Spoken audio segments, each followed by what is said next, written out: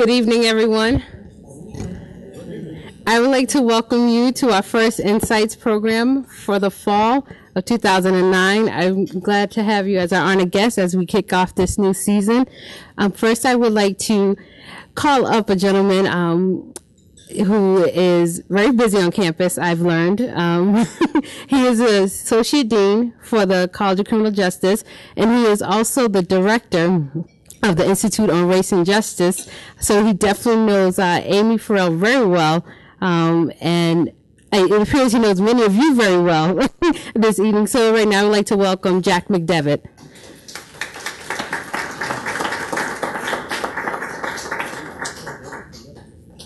Thanks, Ruth. It's my pleasure to introduce tonight's speaker, Amy Farrell. Amy got her PhD from the Law Policy and Society program here on campus in 2001. As a matter of fact, her dissertation was chaired by one of the people who's here tonight, which is Professor Nikki Rafter. And her research, since then, she's just done an extraordinary amount of research and been really a remarkable scholar for somebody who's been in the field doing the kind of work that she's done. Her areas focus on disparities in the criminal justice system. And what we mean by that is simply agencies, people who the police, the courts, or corrections agencies treat differently. And they could treat them differently because of their race, their gender, their religion, sexual orientation, a whole variety of reasons. But Amy's taken that as her theme and focused it in a whole bunch of areas that have made a difference. So initially, she looked at racial and gender disparities in criminal sentences handed down by the federal district court. And that was some research that started to look at how the sentencing guidelines in the federal district court are applied and misapplied in certain types of cases. She went on to look at hate crime and looked at how police departments have identified hate crime victims or not identified hate crime victims throughout the country and made recommendations for how that could be done better. She then turned her talents towards racial profiling and looked at how police departments and others have gone out and identified people on the basis of their race, their ethnicity, as opposed to their criminal behavior. She did one of the studies that many of you may have read about that was in the Boston Globe and caused an awful lot of controversy in the state of Massachusetts when she identified a large number of agencies that had disparities, and those agencies were then collecting some additional information to understand those disparities at a greater level of depth. Most recently, she's done a large number of projects on human trafficking, which is her topic tonight. She's leading an effort that she'll talk about tonight or mention tonight to collect data for the first time across the whole United States on human trafficking. It's something we don't understand very much of, and one of the reasons is we don't have good information. And the work that Amy's doing is putting together a way to collect that information from across the country.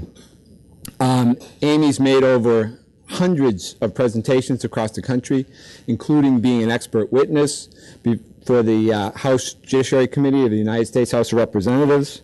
She's published numerous scholarly articles.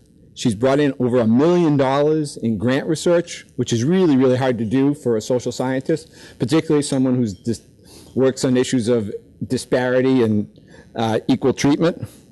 And she really, most importantly, has influenced public policy in all the areas I mentioned.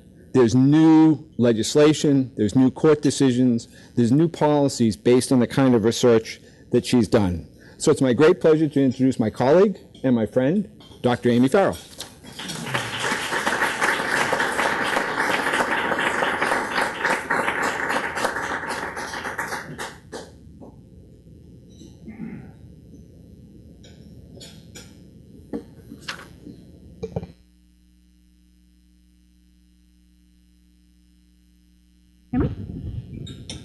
Okay, now you can really hear me.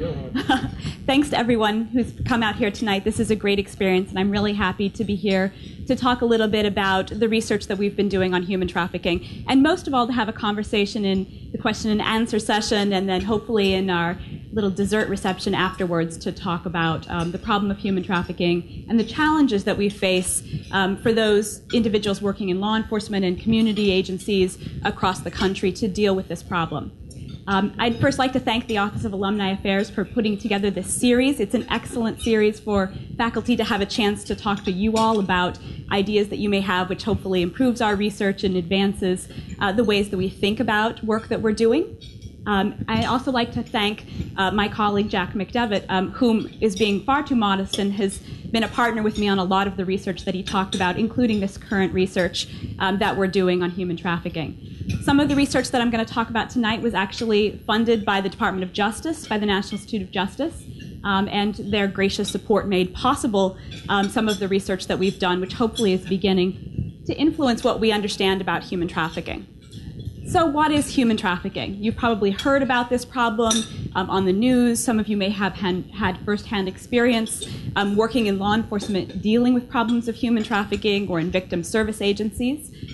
It's a fairly new word for an old phenomena. So the problem of slavery is not something that's new. The problem of exploitation isn't new. But the problem of human trafficking is something that over the last decade and a half, we as a society and as a globe have come to understand a little bit more broadly to encompass the kind of exploitation that occurs when people are in situations due to their travel or due to their position as an outsider in society that causes them to be exploited through labor or commercial sex. So again, this is this modern form of slavery that can be under worldwide definitions that the UN has put forward and under US definitions, which I'll talk a little bit more about later. Human trafficking most often includes exploitation for labor services and exploitation for commercial sex services, which are another form of labor services. And there are some political reasons why those two distinctions have been made in the United States. Importantly, traffickers use tactics of force, physical force, fraud, and coercion in order to keep their victims involved in labor or commercial sex, sometimes against their will, and oftentimes in situations where people feel like they have no choice but to continue being involved in those acts. In the United States, trafficking doesn't necessarily have to involve movement, which is somewhat odd because the word traffic itself seems to imply that it would involve movement.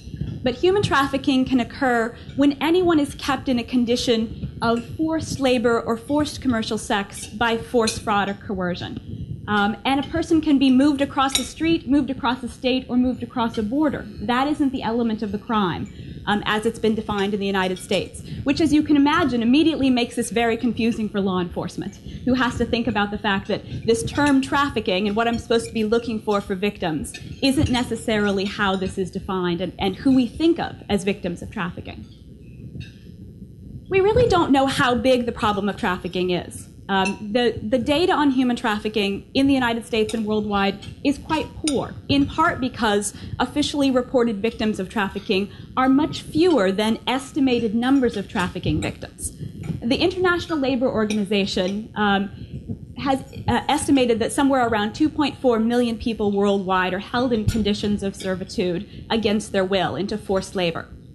And the U.S. government has estimated that approximately 14,500 to 17,000 victims are trafficked into the United States across borders annually, and that number could be much higher if you take into account trafficking that occurs of domestic citizens within the United States who are held under conditions of servitude.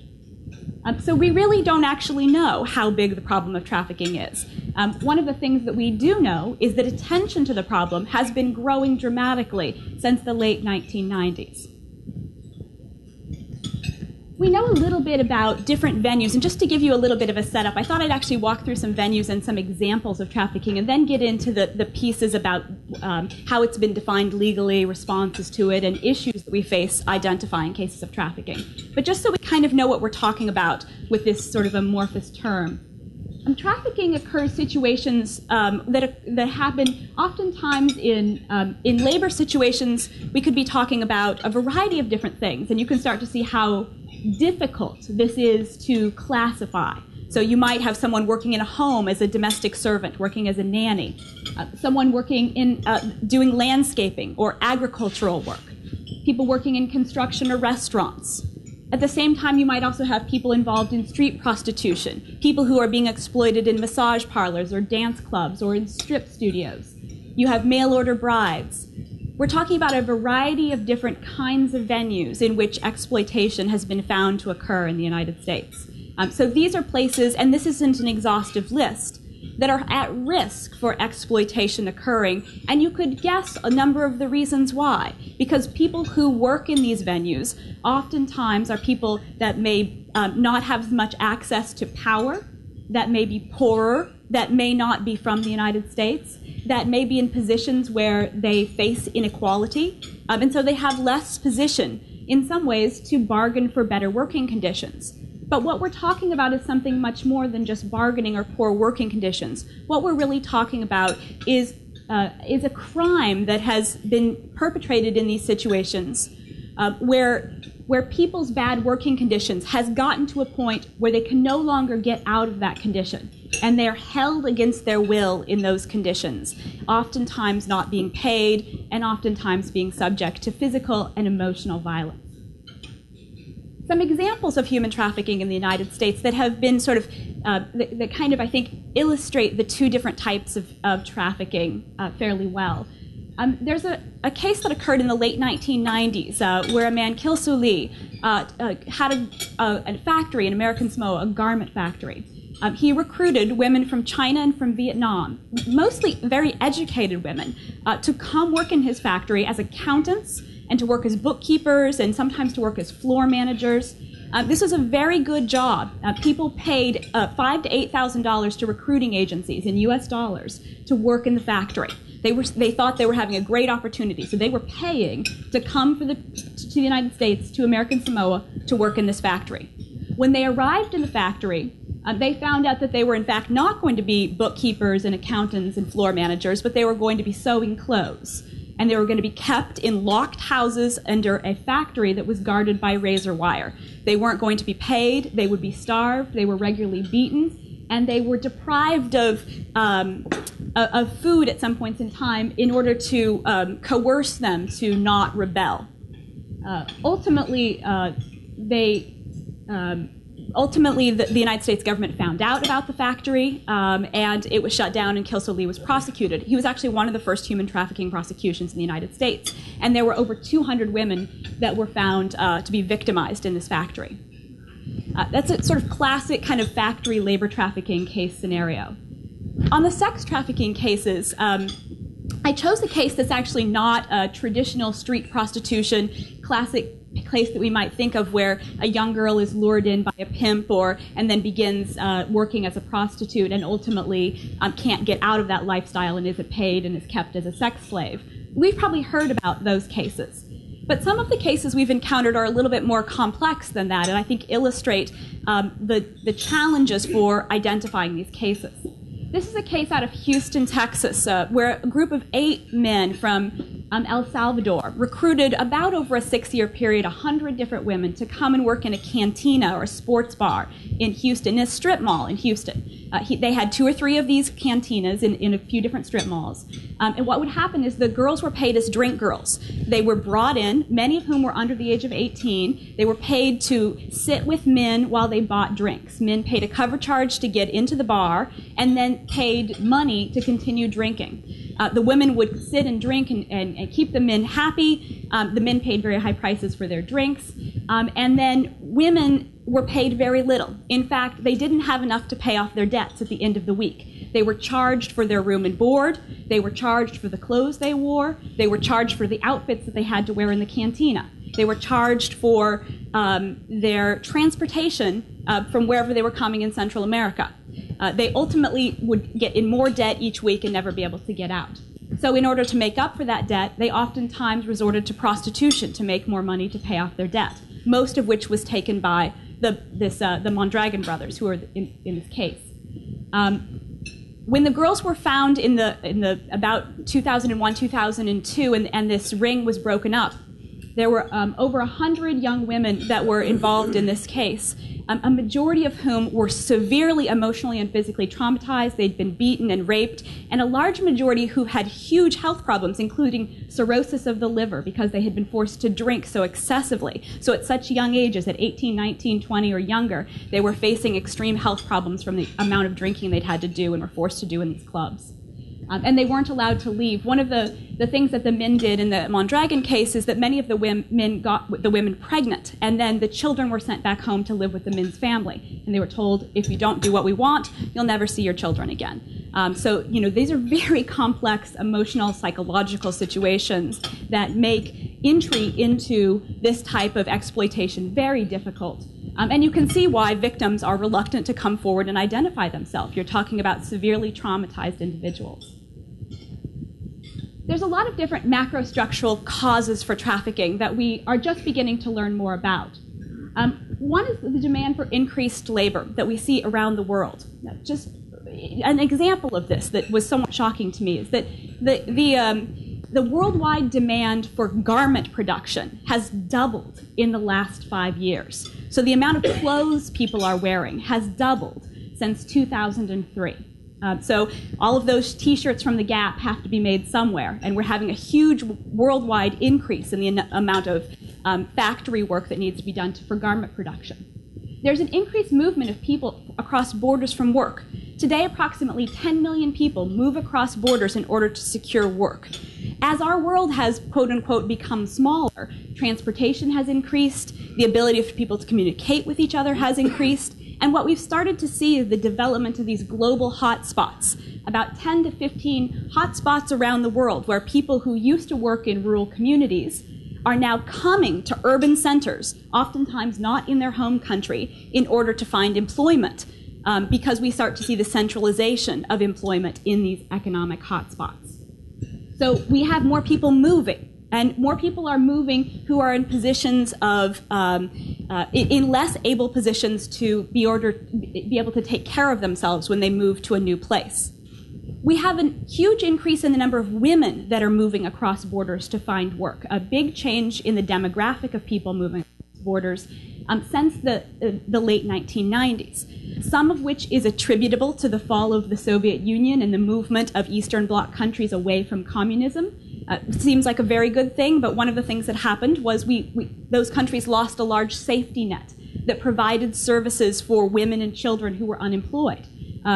And what we found is that we're starting to see a large movement of women out of places like Ukraine and Moldova and the former Soviet Union and from Russia around the world in order to make money for their families. We're seeing more and more women entering into prostitution because it's a way to make money that end up finding themselves in Western Europe, in Japan, in Israel, in other places that they are being brought to in order to make money for their family. In addition to these situations that have to deal with economics, we've had a growth of these transnational criminal networks that have, as the world has begun to move around more, we've had criminals begin to move around more and make more connections with each other.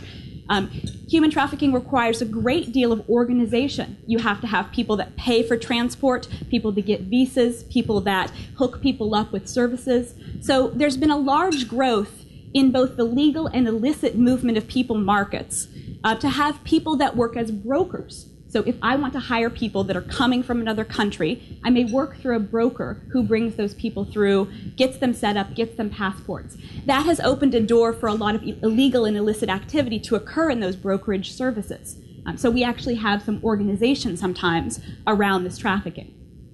Although that's not always a consistent pattern with trafficking, it sort of follows a few different typologies that we can break down a little bit later. In response to this sort of worldwide buzz that started to be created around this issue of trafficking, as in the mid-1990s, we started to see a lot of politicians beginning to see increased movement of people into countries that were facing conditions of exploitation. We started to sort of have this coalescing around this problem of trafficking that really emerged and was framed as a human rights problem in the 1990s. It was framed largely as a gender equality problem. Hillary Clinton and Madeleine Albright were really at the forefront of the anti-trafficking movement in the United States. We often think trafficking in the U.S. happened after 9/11, so we got concerned about trafficking after 9/11. But really, the movement to do something about trafficking came out of a concern for the exploitation of women and children in other parts of the world. In 2000, the United Nations adopted a convention that dealt with the issue of transnational crime and included a protocol for the suppression of trafficking of women and children. It allowed countries to begin working together on international investigations. It provided money and resources and prioritized the problem of trafficking. And in 2007, they adopted a new initiative to do research and collect statistics about trafficking in order to move countries forward in adopting legislation and having countries deal with the issue of human trafficking on a public policy level. As of 2008, there are 77 countries around the world that have adopted anti-trafficking legislation. You can start to see where some of the patterns of we could spend the whole time talking about this map and the reasons why there is the darker colors on the map are places that have enacted laws that include criminal codes against trafficking.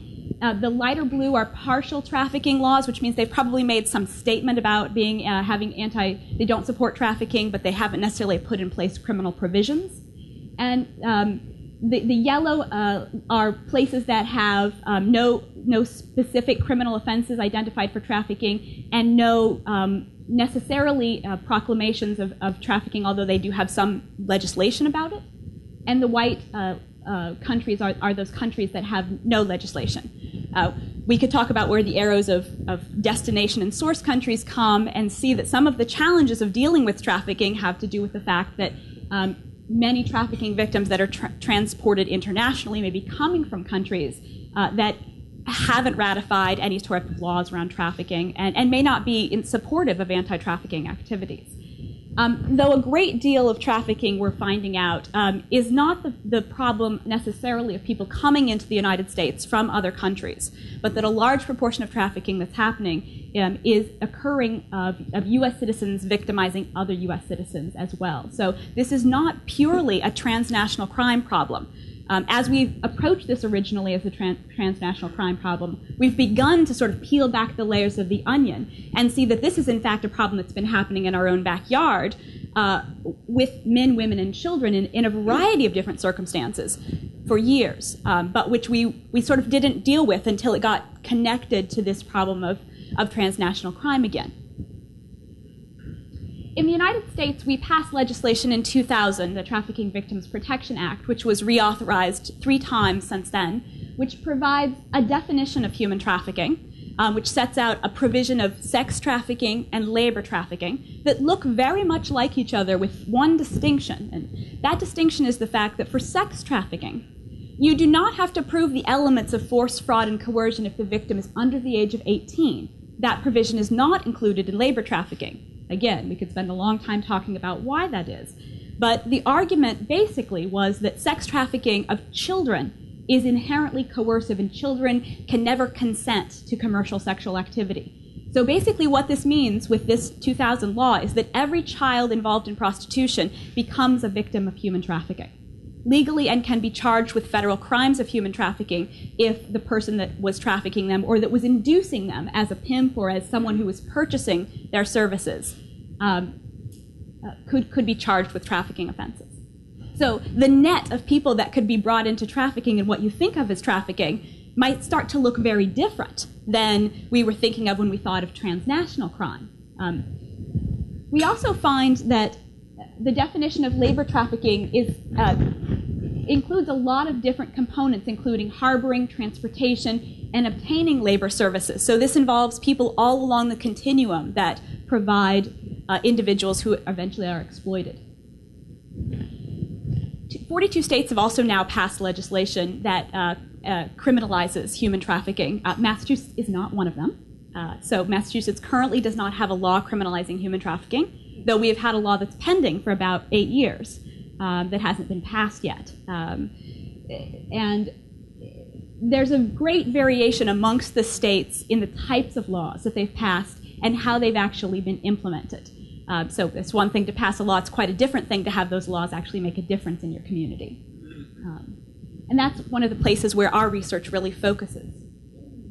One of the things, though, that has happened since 2000 is that we have realized that much more needs to be done to identify and make people aware of the problem of human trafficking. So a big focus of the US legislation was actually on public awareness raising, was letting people know what trafficking was and trying to promote people identifying and helping authorities identify victims of human trafficking. So we started to see a huge increase, actually, that follows some of those efforts of the Trafficking Victims Protection Act in the awareness of human trafficking since passage of the Act. You can see in 2000 there's a very big bump. These are newspaper articles about human trafficking in US news sources. So there are virtually no stories in the early 1990s, a few stories actually in 1995 around the World Women's Rights Conference, and then you start to see a huge dramatic increase of news stories about trafficking that begins around the passage of the TVPA and then continues up actually pretty dramatically after the reauthorization in 2003, which is really when anti-trafficking activities kick into the gear in the United States. In part because human trafficking starts to get connected with anti-terrorism and a variety of other homeland security initiatives that in some ways help because they bring attention to trafficking, and in other ways are harmful because they change who we think victims of trafficking are. And they may change who law enforcement thinks they're looking for when they look for perpetrators of trafficking. And so much of the newer ads that have actually been put out by the US government and by the European Union and the UN and others have focused on these sort of misunderstandings about who victims of trafficking are. The US campaign is called the Look Below the Surface campaign, which means you might actually start to see children who you wouldn't think of as trafficking victims, but who actually are trafficking victims. So you should look more closely. You know, often the message is a victim of trafficking may look like many of the people you see every day. This message is consistently repeated in the European Union campaign ads that have recently come out. They're blue ribbon campaigns or they're blue blindfold campaigns, which basically say you may have a blindfold on. You don't see people right in front of you. You're the nurse that has someone come into the hospital that's showing signs of trauma. Do you ask questions about trafficking? You're the person walking down the street. Do you think of people around you as trafficking victims? So we've started to see the ads around trafficking shift to promote awareness as opposed to just having sensationalized stories that are in the media about children who are kidnapped or individuals who are in sex trafficking rings that may not be what communities across the United States or in Europe or other places are actually seeing for the human trafficking problem. It tends to look more normal. That is, people probably interact with victims of trafficking more often and don't actually take the time to try to understand if those people have signs of victimization. So the identification of trafficking and our understanding of trafficking is incredibly limited. If you remember, I told you that the US government estimates around 14,000 victims of trafficking are brought into the United States annually. Yet, since the passage of the TVPA, we have only certified, offered visas that are special visas of victims of trafficking of around 1,300 people.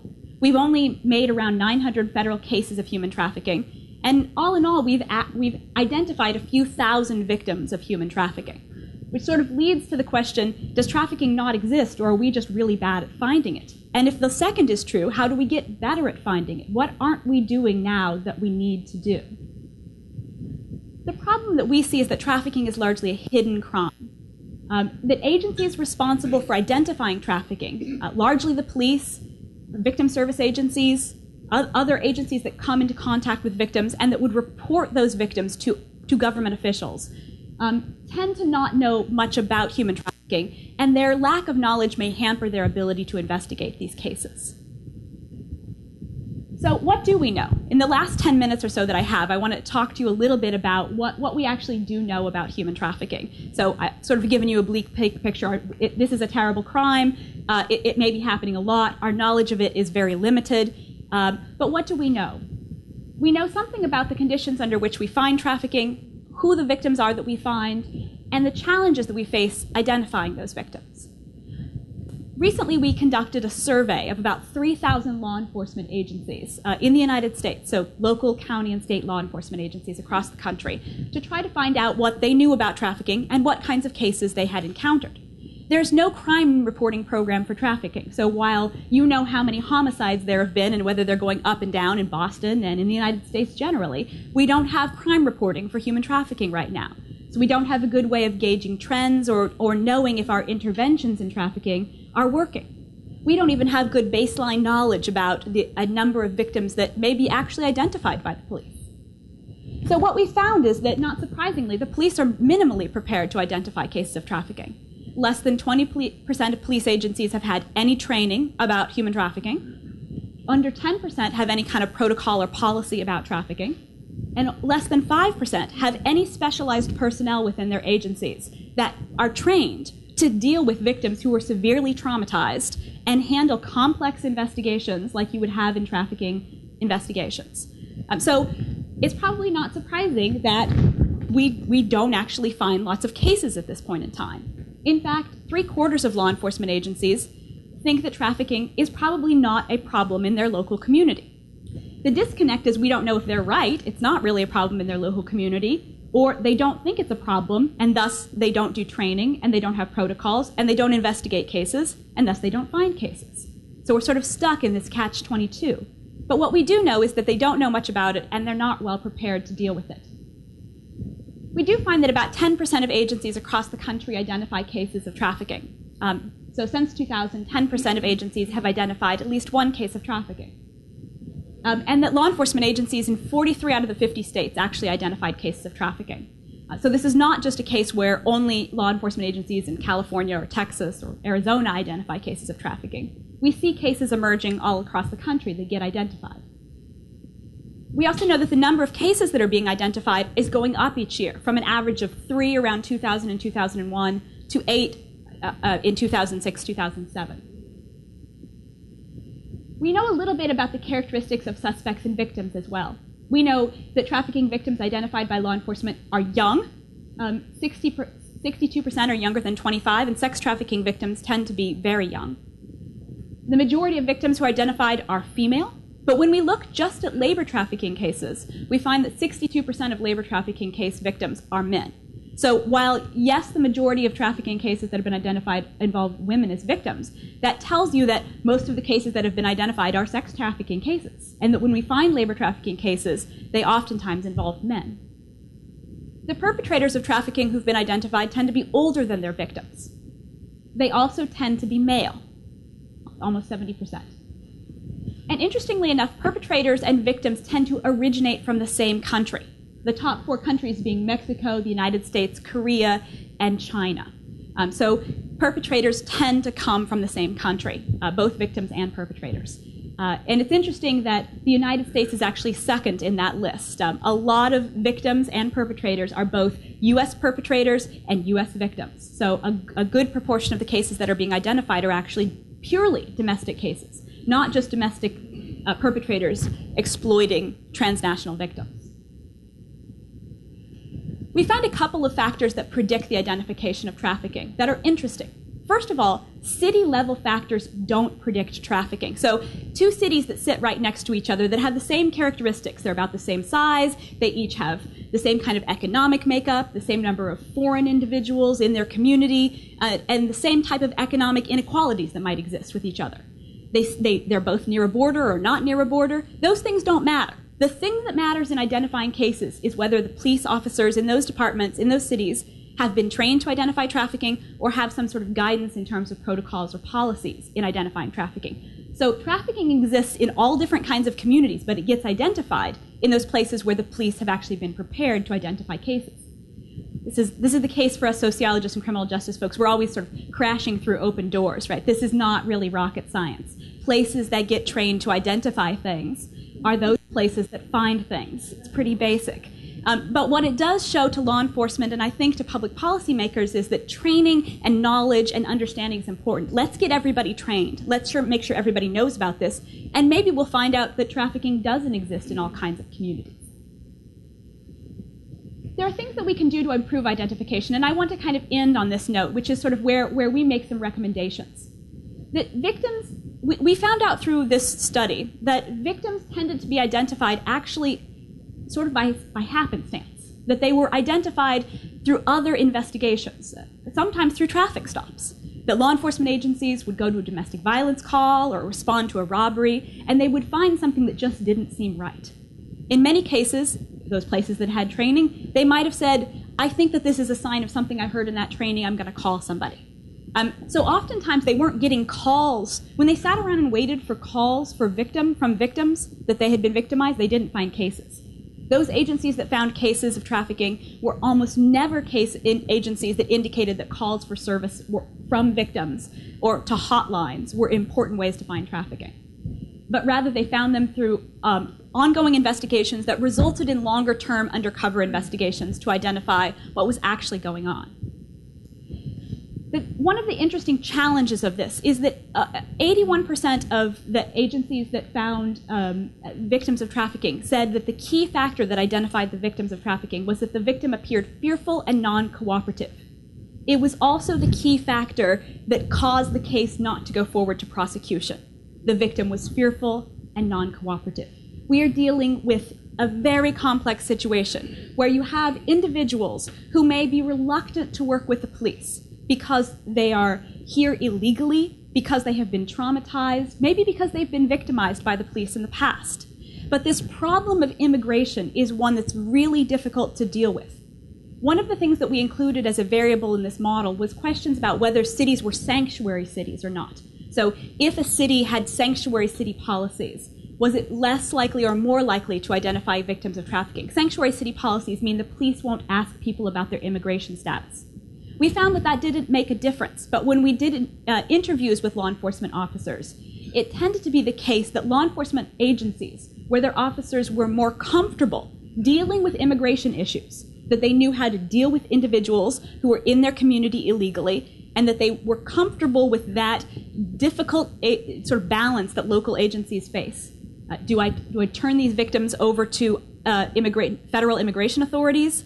You know, there's a real challenge there for law enforcement in dealing with immigration that makes dealing with human trafficking cases inherently very difficult to deal with. Is it that the law enforcement agency opens up the door to a case where they see a number of foreign victims, and those victims don't speak their language, and they appear to be abused, but the officer doesn't know what to do, and so they shut the door and walk away? Or is it the case that they've been trained and they know what to do and they know who to call to get the appropriate services to find out what's going on with those victims? And that we have to start dealing with the problem of human trafficking, the fact that there are different challenges that law enforcement faces with domestic and foreign victims. So you're going to have language and cultural issues with foreign victims and these immigration issues. And with domestic victims, there's some major challenges in the fact that domestic victims tend to be originally classified as offenders. So they tend, for example, for women that have been found in prostitution, they tend to get locked up for the first few days that they're being questioned. That initial process of sort of labeling someone as an offender and locking them up, we have found has some really damaging consequences in the ability of that person to provide information that might further a trafficking investigation. You also have an issue of housing and how to deal with victims and where to put them, and these are victims that are traumatized and need services immediately. And that's a challenge that both domestic and foreign victims bring to this deal, to the problem of law enforcement having to address human trafficking. So we begin to know a little bit about the challenges of this problem. They are numerous. We are trying to learn more about the crime of human trafficking itself and trying to learn more about how law enforcement can get better at dealing with human trafficking. And so I'd love to hear your thoughts and opinions, and we'll take some time. We have 15 or so minutes for questions about this study, or as Jack mentioned, we're collecting data actually right now for the Bureau of Justice Statistics from 42 different federally funded task force agencies. So these are 42 different sort of locations around the United States where investigations of human trafficking are going on, and we're collecting incident-level information about each one of the investigations and watching what happens to those investigations and to victims and to perpetrators as they go through the process of the courts to try to learn more about these cases of trafficking and learn about the challenges of prosecuting these trafficking cases and serving victims.